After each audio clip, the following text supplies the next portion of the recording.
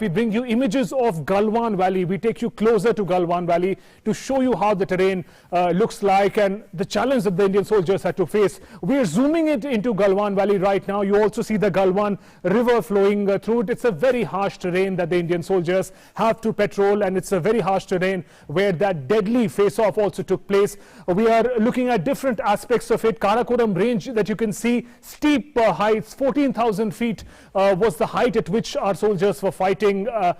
Some of whom were also martyred, 20 of them were also martyred.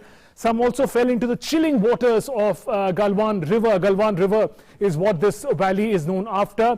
As I mentioned, it's a very harsh terrain. The temperatures are usually sub-zero. Winter temperatures, in fact, go below minus 20 degrees Celsius. So this is what Galwan Valley looks like. It's a steep valley, and it's located in the eastern part of Ladakh. We're bringing you closer to what Galwan Valley looks like. Ladakh, we know it's one of the highest points in the world, and it also makes this one of the highest battlefields on which any country in the world, any soldier has to work in. This is where the brave Indian Jawans have been working, patrolling and protecting our territory. So this was a closer look at what Galwan Valley looks like. Now we'll take a look at the different aspects of India-China standoff. Talks at LAC, one of which took place today, was a crucial part. Co-commander level meeting at Moldo took place on the Chinese side. We'll get you updates on that, the implications and the importance of that. Earlier, on June 6th, commanders agreed to disengage at multiple platforms, at multiple points on the LAC. However,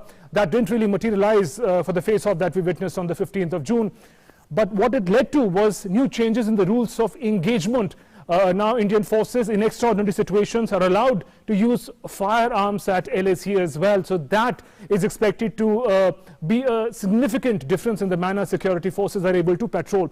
The second aspect, Defense Minister's visit to Russia. He's already reached Moscow. We mentioned India is going to participate in the Victory Day parade. This parade is an important historical moment for both India, Russia and other countries, but also is an important visit vis-a-vis the defense ties between India and Russia. Defense and strategic ties are going to be crucial. We know Russia is a close defense partner of India. India would want to expedite the S-400 missile defense system, the one that we're buying from Russia. We would want its delivery to be expedited. We know S-400 can be a game changer for India's defense system. It can detect, track, destroy hostile weaponry, so protecting the borders will become even better with such advanced machinery. Also, India would want to fast-track the acquisition of new fleet of fighter jets from Russia, like Sukhoi 30, more modern, more upgraded fighter jets. The third aspect, the Russia-India-China meet, RIC meet that will take place on Tuesday. Foreign ministers of the three countries, Russia, India, China, are going to meet on a trilateral format. It's not a bilateral format, it's a trilateral format, but it's also a crucial one. RIC is a counterbalance. When it was formed, it was being looked at as a counterbalance for the Western agreements and Western allies that had been formed, something to go from Eurasia and Asia as well.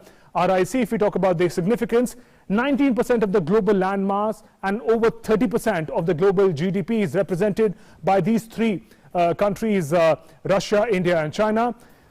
Broadly, it looks at issues like climate change, terrorism and connectivity, regional connectivity.